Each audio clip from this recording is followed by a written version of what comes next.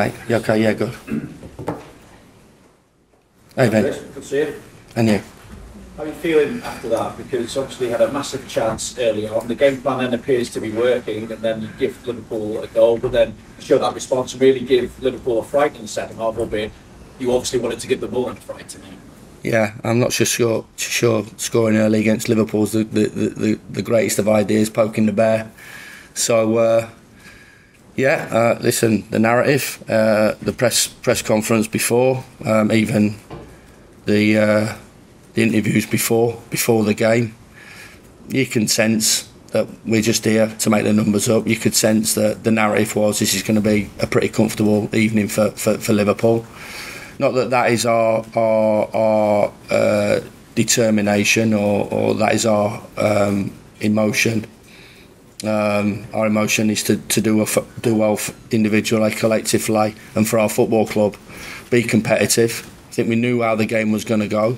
We knew that we'd have to give up the ball. We knew that the players that they've got, they can hurt you. We have to be structured and organised and connected and make it difficult. We knew that they'd have opportunities and we'd have to suffer. But I think that you have to suffer. You have to go through those periods, which we did.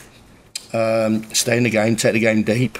Opportunity to pass when you have against arguably the best press in the division, and hopefully. Ride your luck a bit and things fall for you, and then that becomes a night where you get something from the game. Unfortunately, we come up against, especially late on, and the amount of goals Liverpool have scored, and the finish from McAllister, which from a World Cup winner is an absolute fabulous world class finish. And then in the end, you're changing your shape, you're trying to chase it, and they get three, and it's done and dusted. What, in terms of the performance, do you feel you can take from tonight moving forward? I think over the last three performances since the Arsenal game, as a manager and a coach, what you're always looking for is that consistency. What is my team about? What do I want it to look like? And I've liked the look at it in the last three games. What you have to come up against in the Premier League, whether you're a promoted side, whether you've been in it for one or two seasons, is the physicality of it. Technically, shapes and systems and everything like that.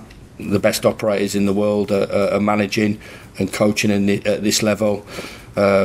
Technically, from that point of view, you've got people that players can do something out of nothing, like McAllister. Ball bounces to him, bouncing ball, puts it in the top corner. Incredible. Mentality, playing under pressure in the highest levels at a ground like Anfield tonight, in front of 60-odd thousand.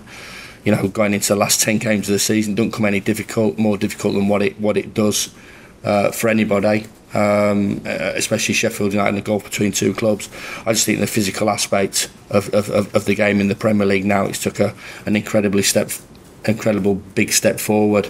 Robertson coming on the pitch, the players that are coming on the pitch, the power and the pace of the Premier League, that's been our Achilles heel all season. And yet again, Liverpool are finding goals late on, and we're struggling to hang on in there. Recovery runs late on. You've seen our players and cramping up and struggling to get back in. And I think that's, Vin, from my point of view, it's a sort of quite a difficult one to take, because you want the players to give everything that they've got, and you've certainly seen that from a team tonight. They've given everything that they've got over the last three games. But physically, the gap where you need to be, I would like to be, and want us to be, and where we are at the moment, it hurts. It's hurt all season. It's yet again cost us tonight. How difficult is it then going to be to strike that balance to obviously get players out on the pitch in the right physical condition, but also the need to get the points to try and pull you away? Absolutely, you can't do the work because you're playing. You play Saturday, Thursday, Sunday.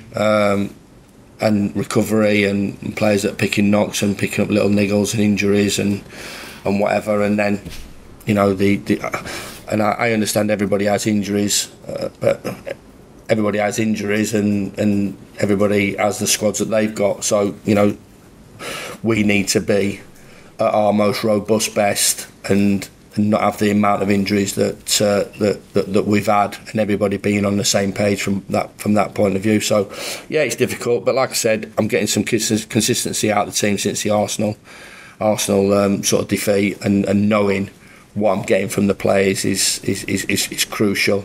Being competitive, being organised, being structured, and you know, and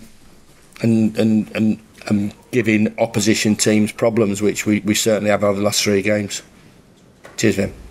Does that have to set the standard now, Chris, for the last few games of the season now, in terms of that competitiveness and that structure? Is that now what you want to see? You've got to see that all the time. I've got to see that all the time, whatever it is, whether it's a pre-season game, whether it's end of season game, whatever it is, whether it's training. You have to show those qualities. World-class players show those qualities day in, day out. And that's what we need to get to bridge the gap. The gap is huge. We all know. We tried our best tonight. From a tactical point of view, the way we set up, the attitude of the players has sort of closed that gap a little bit, if that makes sense. But it has to be game in, game out, right the way through. Because if it isn't, the results that we've had, that's what happens. You're off it, your head goes down, you lack a little bit of belief, you take a step back. Teams are ruthless, they don't show you any sympathy whatsoever.